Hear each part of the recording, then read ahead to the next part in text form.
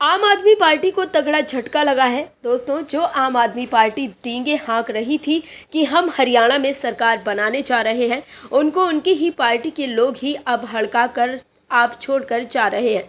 दर्शकों, समझने की ज़रूरत है कि आपके नेता खूब डींगे हाँक रहे थे कि हरियाणा में हमारा पक्ष मजबूत है।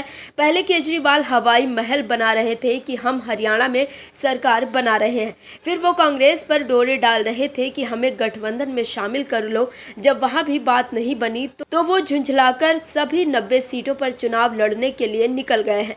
देखते ही देखते ये सभी को समझ में आ गया कि हरियाणा में भी आप सिर्फ झूठे फ्री वाले इरादे लेकर आई है, वास्तविकता से उसका कोई लेना देना नहीं है।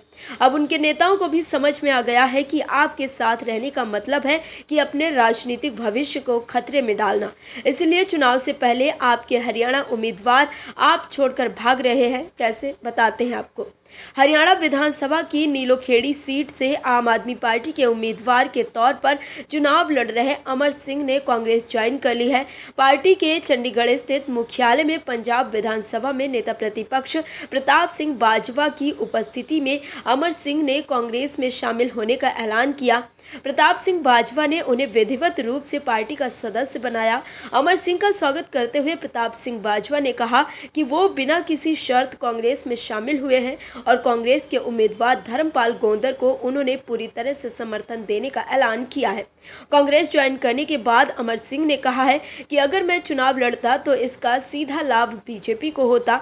वोट का विभाजन न हो, इसे सुनिश्चित करने के लिए ही मैं कांग्रेस में शामिल हुआ हूं। मीडिया के साथ बातचीत में अमर सिंह ने कहा कि इस समय हरियाणा में सीधा मुकाबला कांग्रेस और भाजपा के बीच है। नीलोखेड़ी में यही स्थिति है। उन्होंने कहा कि इस समय सबसे बड़ा मकसद किसानों, महिलाओं, दलितों और अल्पसंख्यकों के साथ अन्याय करने वाली भाजपा सरकार से निजात पाना है और ये काम केवल कांग्रेस कर सकती है।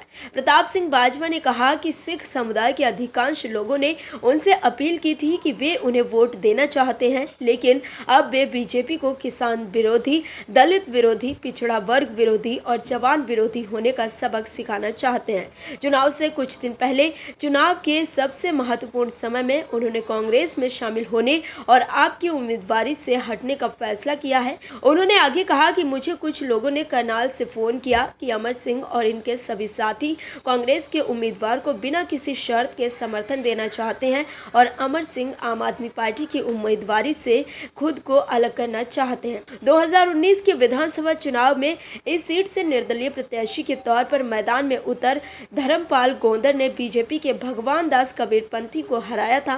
वहीं कांग्रेस उम्मीदवार बंतराम वाल्मीकि तीसरे स्थान पर रहे थे। हालांकि इस चुनाव में धर्मपाल गोंदर कांग्रेस के टिकट पर चुनाव लड़ रहे हैं और उनके सामने 2014 में इसी सीट से विधायक रहे भगवान दास कबीरपंथी हैं, जिन पर भाजपा ने फिर से भरोसा जताया है। इससे पहले आपके एक उम्मीदवार बीजेपी में भी शामिल हो गए थे। दर्शकों, अरविंद केजरीवाल हरियाणा में कह रहे हैं कि वो हरियाणा के लाल हैं, लेकिन उनकी पार्टी के उम्मीदवार ही उन्हें झटका देकर भाग रहे हैं।